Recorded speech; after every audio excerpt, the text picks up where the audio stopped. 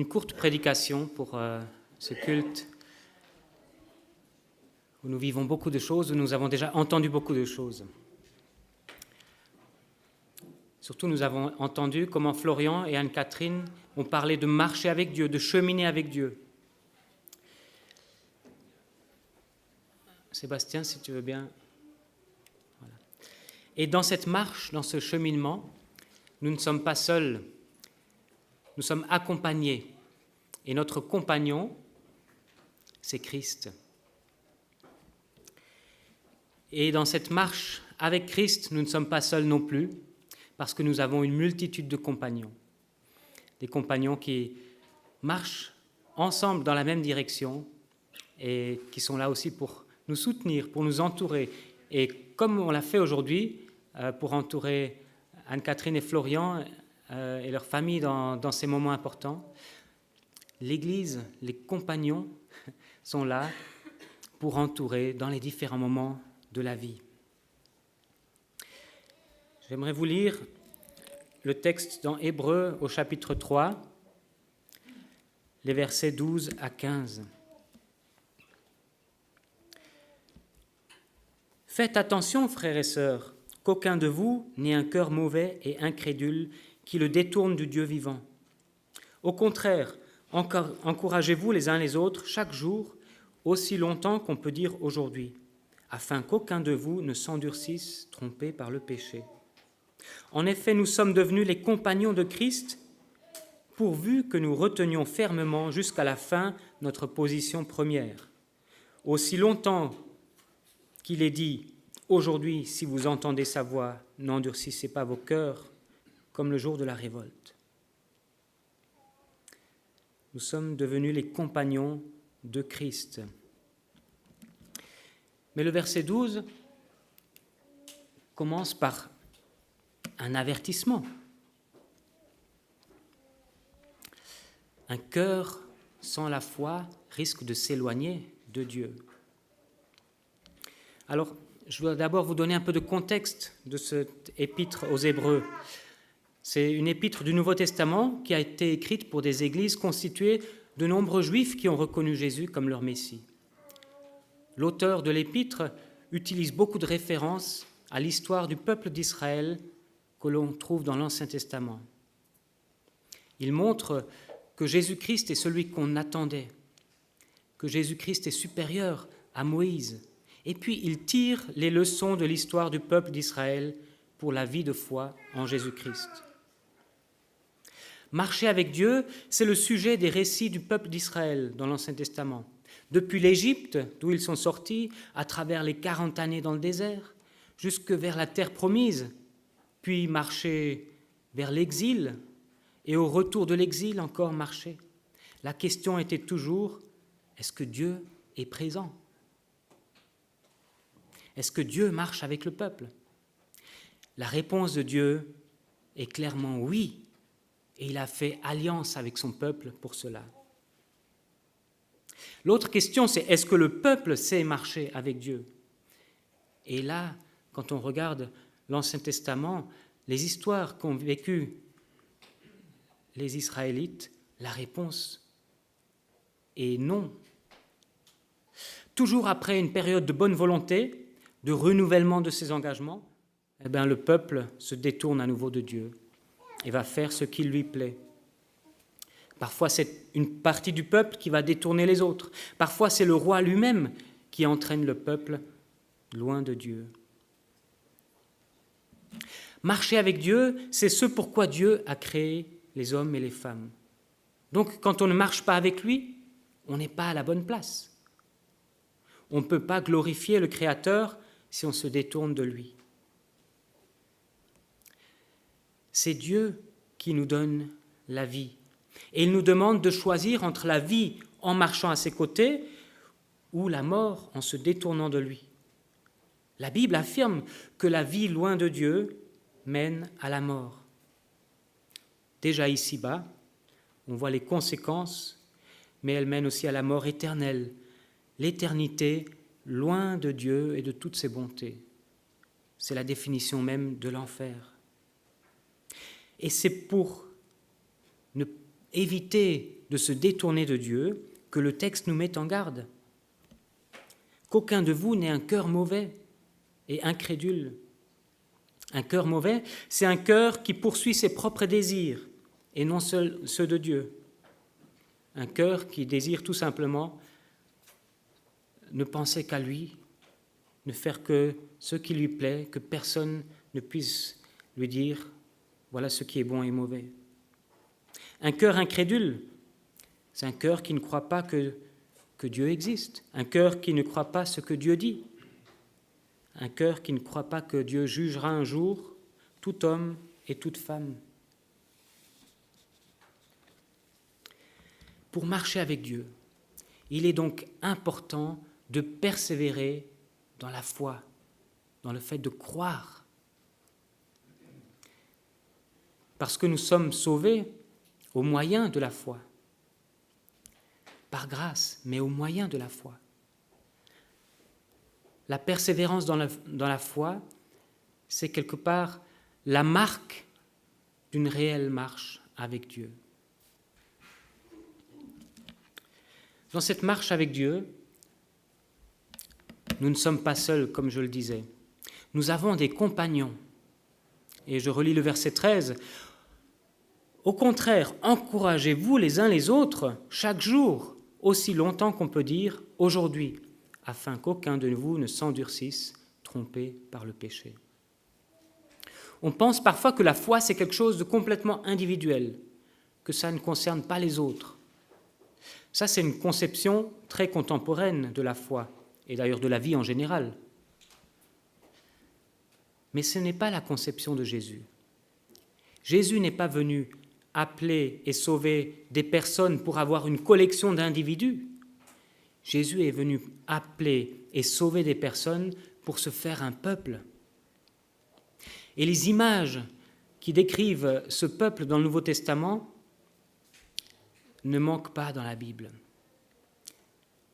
Il y a l'image d'un corps dont Jésus est la tête.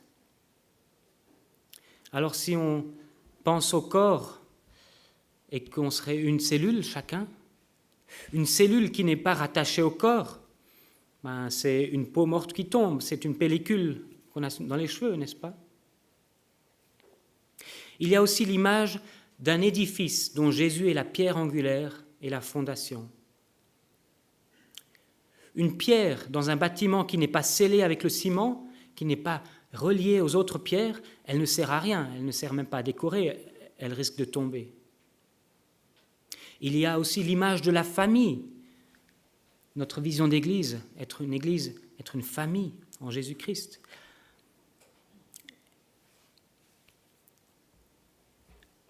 Est-il envisageable que quelqu'un qui fasse partie de la famille de Dieu ne participe pas à cette vie de famille? Il y a encore beaucoup d'autres images que je ne développe pas ici. Le texte ici nous dit que nous sommes compagnons de Christ, c'est-à-dire qu'ensemble, nous partageons la marche avec Jésus-Christ. Et à ce titre-là, nous sommes appelés à veiller à ce que chacun progresse dans sa marche. Nous sommes appelés à veiller, à regarder à droite et à gauche nos compagnons pour qu'aucun ne se perde sur ce chemin de vie. Les compagnons sont responsables les uns des autres. Il est dit « encouragez-vous les uns les autres ». Ça veut dire entourer ceux qui passent par des moments difficiles. Ça veut dire supporter ceux qui manquent de force, qui sont faibles. Ça signifie écouter ceux qui sont dans la peine, mais aussi se réjouir avec ceux qui se réjouissent. Et cela concerne chaque jour aussi longtemps qu'on peut dire aujourd'hui. Ce terme « aujourd'hui » décrit dans la Bible le temps de la patience de Dieu durant lequel nous pouvons recevoir la grâce de Dieu. Aujourd'hui décrit la période où nous pouvons faire des choix, et notamment où nous pouvons choisir de suivre Christ. Demain, nous ne le connaissons pas, et nous ne savons pas si nous pourrons encore répondre à l'offre de salut de Dieu. Mais aujourd'hui nous appartient. C'est donc chaque jour qui nous appartient que nous voulons encourager nos compagnons de voyage à choisir la vie, à choisir de marcher avec Christ et de le servir. Mais il n'y a pas de contrainte. Si quelqu'un dit « Moi, j'ai une autre conception de l'Église et de la foi, je m'en sors tout seul », on n'oblige personne.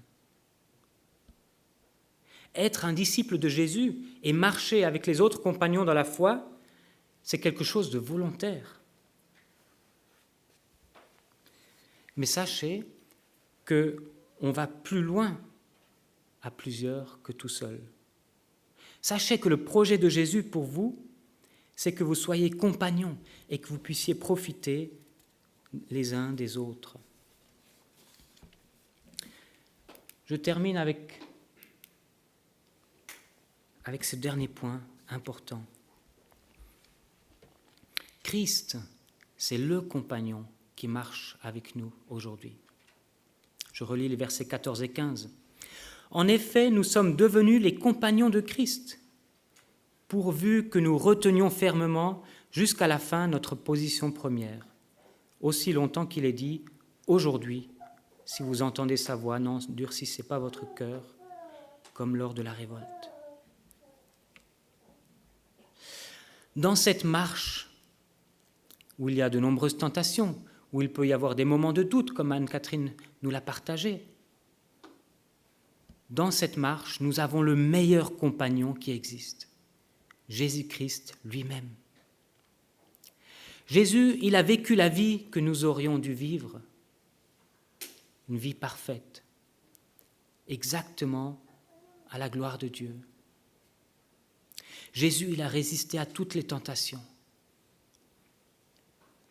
Il a su répondre au diable qui lui proposait des choses belles en apparence. Jésus, il a subi la mort que nous méritions. Et il est ressuscité pour nous donner et pour partager sa vie.